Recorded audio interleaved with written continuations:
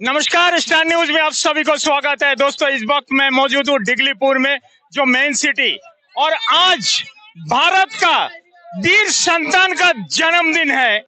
देखिए, नेताजी सुभाष चंद्र बोस जो भारत माँ का वीर संतान है, और देखिए बीजेपी पार्टी का सारा कार्यकर्ता, और गर्व का विषय है कि जब से मोदी जी यही भारत का प्रधानमंत्री बना, तब से यही वीर संतान का सम्मान हो रहा है। और बीजेपी पार्टी का हर कार्यकर्ता का माइंड में यही चला कि हमारी जो पार्टी का प्राइम मिनिस्टर है मोदी जी, इतना बड़ा काम करता है, क्यों ना हम लोग यही डिगलीपुर बैठ के इनका जन्मदिन धूमधाम से क्यों ना बनाए।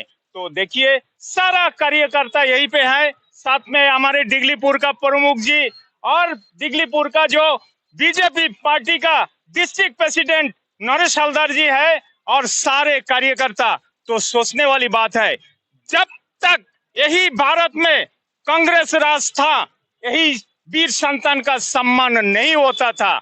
आज मोदी जी आने का बाद आप लोग देखे हैं हर टीवी का पर्दा में जो राजपथ का जगह में कर्तव्य पथ रखा है, और यही वीर संतान का स्टैचू हमें लगाया है। तो मैं स्टार न्यूज का जरिए हर पार्टी कार्यकर्ता को मैं सैल्यूट करता हूं कि आप लोग यही वीर संतान का जो जन्मदिन पर इतना खुश ये करते हैं, तो आप लोगों को बहुत बहुत धन्यवाद। तो चलिए दिखाते हैं कार्यकर्ता का क्या काम करते हैं।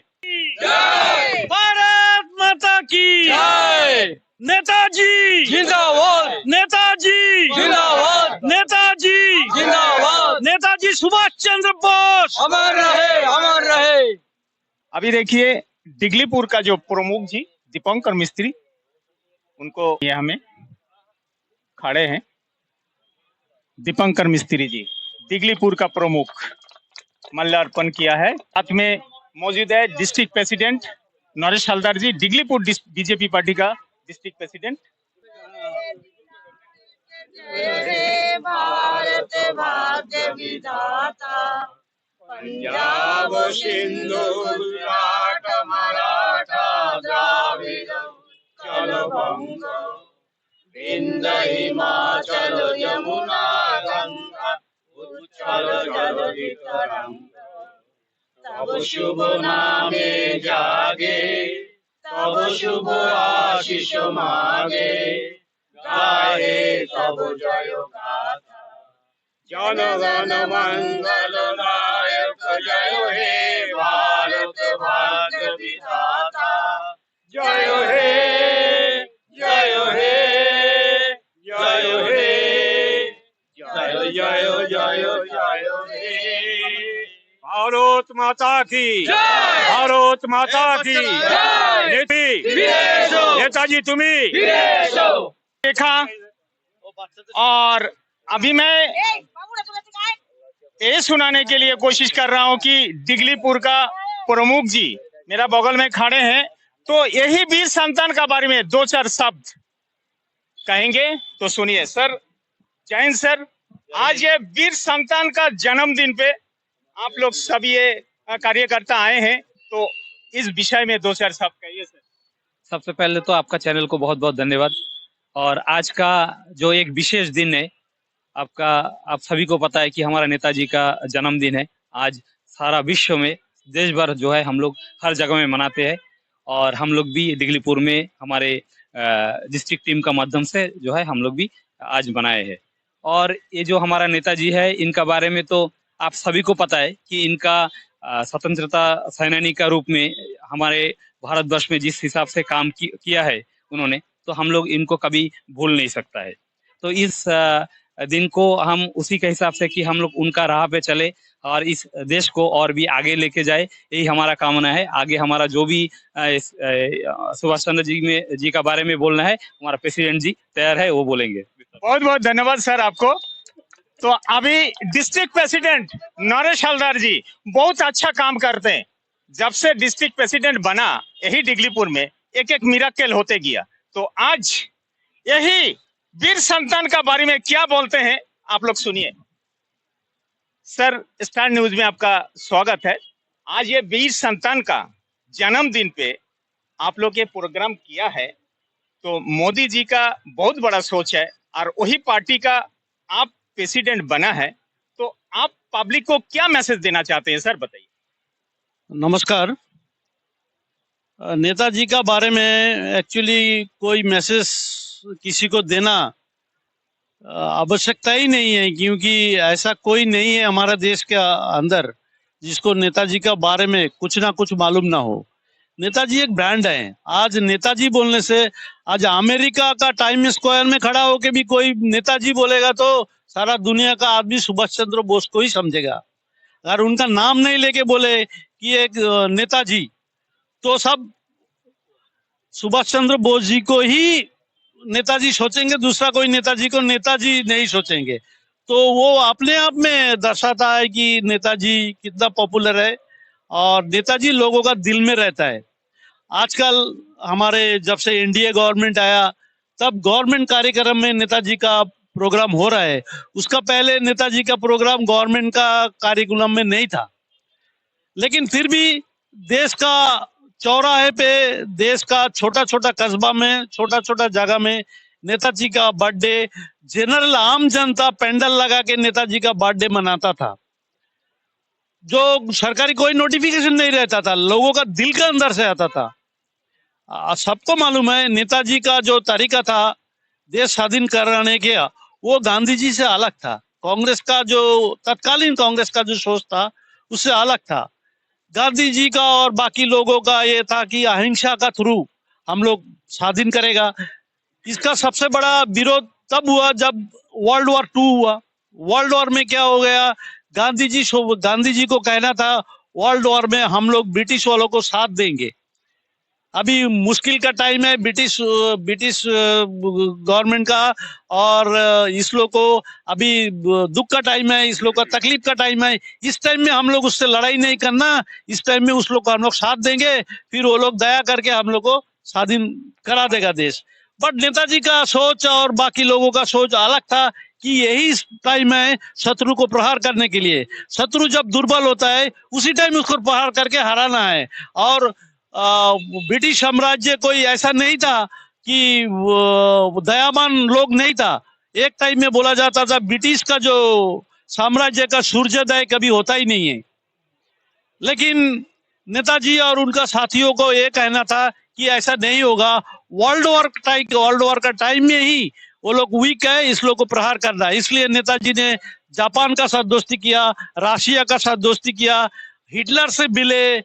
और उनके बाद उन्होंने जब देश में समझ गया कि ये जो तत्कालीन जो कांग्रेसी नेता लोग था, जो जिसको चलता था, तो उन लोगों का साथ रहेगा देश, अहिंसा नीति में होगा नहीं, तो उन्होंने जापान चला गया। वहां में रास बिहारी बोस ऑलरेडी तैयार था, आजाद हिंद फौज का एक नींव लेके फाउंडेशन बना के तैयार था। लेकिन क्योंकि रास बिहारी बोस का काफी उम्र हो चुका था, उन्होंने सोचा हमसे तो होगा नहीं है, हमको एक ऐसा आदमी चाहिए जो इस आजाद हिंद फौज को आगे ले जा सके। तो रास बिहारी बोस ने एक सही आदमी तब मिला, नेताजी सुभाष चंद्र बोस, उनको वो दायित्व दे दिया। देने का बाद उन्होंने वो चला गया, अब सिंगापुर गया, बाकी जगह में गया। वहां में जो प्रवासी भारतीय था सबको इकट्ठा किया, और में वहां में सिंगापुर गवर्नमेंट का मदद मिला। वहां में जो तमिलियन सेटलर्स लोग था, बहुत तमिलियन बड़ा बड़ा पैसा वाला लोग था, वो लोग जो सोना का बिजनेस करता है ऐसा लोग भी था। सब लोग नेताजी को भरपूर सपोर्ट किया। और साउथ इंडिया से भी नेताजी के साथ लोग जोड़ा। ऐसा कोई देश नहीं है, ऐसा कोई कस्बा नहीं है जहां से नेताजी के साथ लोग नहीं जोड़ा। औरतें अपना गहना खोल के नेताजी को दान करता था। आजादी हिंद फौज का जो फंड बढ़ाया, वो तो करोड़ों करोड़ों रुपया जमा हुआ, उसको लेके नेताजी देश को स्वाधीन करने के लिए कूद गया। उन्होंने नॉर्थ ईस्ट से चालू किया। लेकिन हमारे देश का अंदर में तब भी जयचंद था, तब भी गद्दार बहुत था। नेताजी को खबर देता था ब्रिटिश गवर्नमेंट को। नेताजी को जो रसद सप्लाई है, जो रेशन सप्लाई है आजाद हिंद फौज को, ये लोग को टैक्टफुली बंद कर दिया था। और उसमें भारी बारिश और जंगल का अंदर में बहुत कठिनाई के साथ में नेताजी लास्ट तक सक्सेस नहीं हुआ। लेकिन उन्होंने 1943 में पहला आजाद हिंद फौज का गवर्नमेंट बनाया था। 30 दिसंबर को जिमखाना ग्राउंड, तब उसको जिमखाना ग्राउंड बोला जाता था, अभी उसको नेताजी स्टेडियम बोला जाता है। वहां में फर्स्ट पहला भारत का स्वाधीनता का जो ध्वज था उसको फहराया था।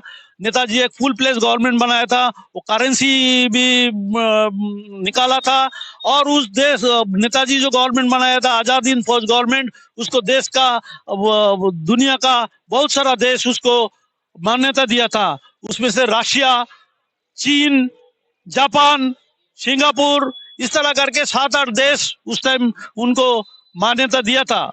लोगों का कहना है अगर नेताजी रहता तो चाइना का साथ में हम लोगों को जो 1962 में जो लड़ाई हुआ वो लड़ाई भी नहीं होता था, चाइना हमारा साथ देता। और जैसा देश का जैसा विभाजन हुआ, विभाजन होने का टाइम में भी विभाजन मोहम्मद अली जिन्ना ने भी बोला, हाँ अगर नेताजी अगर देश का पहला प्रधानमंत्री बनेगा, अगर बनता तो हमको ये अलग से मुस्लिम कंट्री नहीं चाहिए था, लेकिन एक नेताजी होने से हमको अलग देश नहीं चाहिए। तो नेताजी का जो एक्सेप्टेबिलिटी सारा कम्युनिटी का अंदर में, सबका अंदर में इस कदर था, जो अगर नेताजी अगर देश का प्रधानमंत्री बनता फुल फ्लेश, तो देश का पिक्चर जो आज कुछ और ही रहता था। इसी तरह नेताजी का साथ में, नेताजी का जो विचार था उसका साथ मिलता वाला विचार हमारा सरदार पटेल जी का भी था। आप लोगों को सब मालूम है, सरदार पटेल जी ने भी बहुत जगह में बहुत विरोध किया। जैसे सोमनाथ का मंदिर पुनरुत्थान के लिए पटेल जी ने जब प्रयास किया, जब वो बन के तैयार है, तब उसको जो तत्कालीन जो राष्ट्रपति था उसको वहां में जाने के लिए मना किया था। नेहरू जी पत्र लिख के मना किया था। वो तो हम लोग आभारी है राजेंद्र प्रसाद जी को, जो उनका जो मना किया था उसको मना नहीं, उन्होंने किया।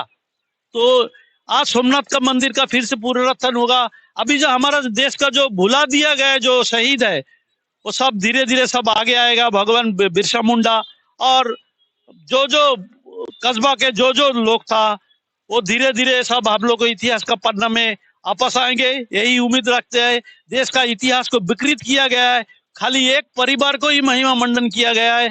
अभी हम लोग को उम्मीद है धीरे धीरे जितना भी स्वतंत्र सेनानी, छोटे हो बड़े हो, खुदीराम बोस जी, भगत सिंह जी, हमारे विनय बादल दिनेश, बाकी लोग जो सावरकर जी, जिन्होंने जीवन देके बहुत यातनाएं सहकर देश को स्वाधीन कराया, लेकिन उसका नाम इतिहास में उस तरीके से नहीं मिला, जो जगह मिलना चाहिए था नहीं मिला। हम उम्मीद करते हैं अभी धीरे धीरे ये सब संभव होगा, और हम लोग सोचते हैं आने वाला दिन में जितना भी इस तरह स्वतंत्र सेनानी का प्रोग्राम होगा, बीजेपी उसमें बढ़ चढ़ के अंशग्रहण करेगा, बीजेपी उसमें आगे रहेगा, और बीजेपी इसके लिए बद्धपरिकर है। इतना ही बोल के मैं अपना वाणी को विराम दूंगा। धन्यवाद, नमस्कार। बहुत बहुत धन्यवाद। तो आप लोगों ने सुना, अभी आप लोगों ने सुना प्रेसिडेंट का बात। तो भारत माँ ही होते हैं, और एक माँ मेरा सामने खड़ी है। तो यही वीर संतान कोई माँ का कोख से जन्म लिया है, और यही भारत माँ का संतान है, और यही वीर सेना का आज तक कोई सम्मान नहीं हुआ, और वही माँ बीजेपी पार्टी का सबसे बड़ी कार्यकर्ता है। तो दीदी, सबसे पहले स्टार न्यूज में आपका स्वागत है। भारत माँ ही है, और आप भी एक माँ है। तो यही माँ का कोख से यही वीर संतान जन्म लिया। तो इस संतान का बारे में आप दो शब्द कहिए। माँ का बात सबसे बड़ा होती है। सबसे पहले तो आपका चैनल को धन्यवाद। हमारे डिस्ट्रिक्ट के प्रेसिडेंट इतना बढ़िया से बताया, उसके बाद कोई शब्द नहीं रहता।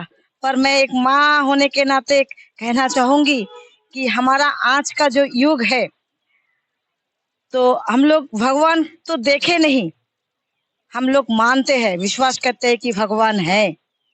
और नेताजी सुभाष चंद्र बोस ऐसा इंसान है, अगर मैं कहूँ कि हमारे आज के बच्चे को कि अपने तो भगवान देखा नहीं है, इससे सीखिए कि ये हमारा देश के लिए इतना कुछ किया है।